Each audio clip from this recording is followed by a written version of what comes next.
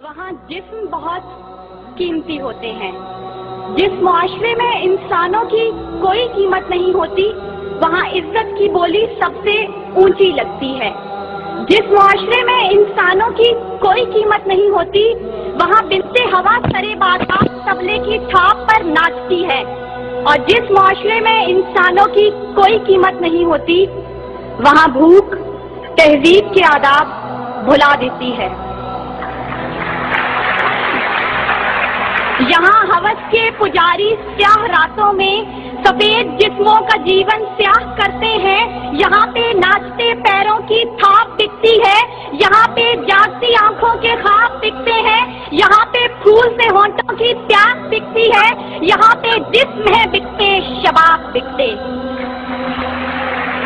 علی وقار بھوک 2 وقت کی روٹی کے عوض بنت ہوا کو ابن آدم کی ہوس کا نشانہ بننے پر مجبور کر دیتی ہے، لیکن کہیں کوئی قیامت نہیں اترتی۔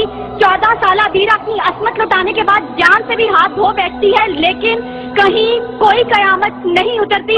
تھر کی جلتی ریت پر ننگے پاؤں چلنے والی قوم کا صدر اسلام آباد کی سڑکوں پر مرسیڈیز میں سفر کرتا ہے، لیکن کہیں کوئی قیامت نہیں اترتی۔ بلوچستان کی خشک سالی پر ایئر کنڈیشن کمروں میں منرل واٹر پی پی کر غور کیا جاتا ہے، لیکن کہیں کوئی قیامت نہیں اترتی۔ یہ شاہراہیں اسی واسطے بنی تھیں کیا کہ ان پر دیش کی جنتا سسک سسک کر مرے؟ زمینیں کیا اسی کارن اناج اگلا تھا کہ نسل آدم و حوا بلک بلک کر مرے؟ ملے اسی لیے ریشم کے ڈھیر بنتی ہیں کہ دخترانے وطن تار تار کو ترسے، چمن کو اسی لیے مالی نے خون سے سینچا تھا کہ اس کی اپنی نگاہیں بہار کو ترسیں۔ علی وقار یہ ہے اسلامی جمہوریہ پاکستان، جہاں ہر کوئی اپنی دھن میں مگن ہے، سر کھجانے کی فرصت نہیں، دائیں بائیں کی فکر نہیں، ہر شخص بھوکا ہے۔ کوئی اقتدار کا طالب ہے تو کوئی شہرت کا بھوکا، کوئی دولت کا پرستار ہے تو کوئی پیٹ کا بھوکا، کوئی بھنگ کے ایک پیالے کے عوض اپنا سب کچھ نچھاور کرنے پر آمادہ تو کوئی طاقت کا بھوکا۔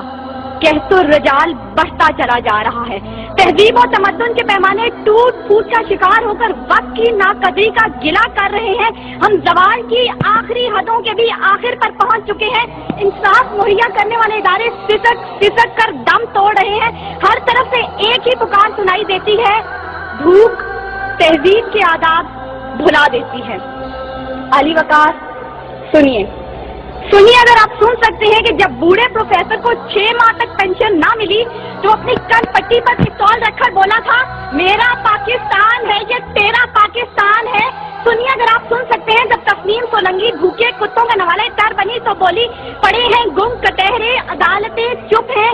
سنیے اگر آپ سن سکتے ہیں جب مزدور شام کو خالی ہاتھ گھر لوٹا تو اپنے بچوں سے نظریں چراتے ہوئے بولا، ہے تلخ بہت بندہ مزدور کے اوقات۔ سنیے اگر آپ سن سکتے ہیں کہ وزیر اعظم کی کھلی کچہری میں خود سوزی کرنے والا شخص بولا تھا، میں بھی پاکستان ہوں تو بھی پاکستان ہے۔ سنیے اگر آپ سن سکتے ہیں جب جاگیردار کے دستگیر غریب ہاری کی بیٹی کو اٹھا کر لے کے گئے تھے تو وہ بولا تھا، آواز دو انصاف کو، انصاف کہاں ہے؟ سنیے اگر آپ سن سکتے ہیں کہ ڈما ڈولا کے بے گور اور کفن لاشیں چلا چلا کر کہہ رہے ہیں، نوید دو انسان کو کہ انسان مر گیا۔ سنیے اگر آپ سن سکتے ہیں ڈاکٹر عافیہ صدیقی آج بھی سراپا سوال ہے، ذمہ دار کون؟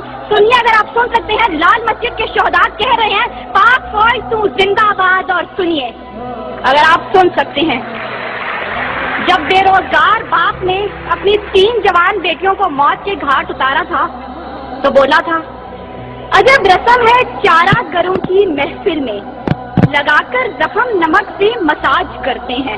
غریب شہر تڑپتا ہے ایک نوالے کو، امیر شہر کے کتے بھی راج کرتے ہیں۔ علی وقار بھوک تہذیب کے آداب بھلا دیتی ہے۔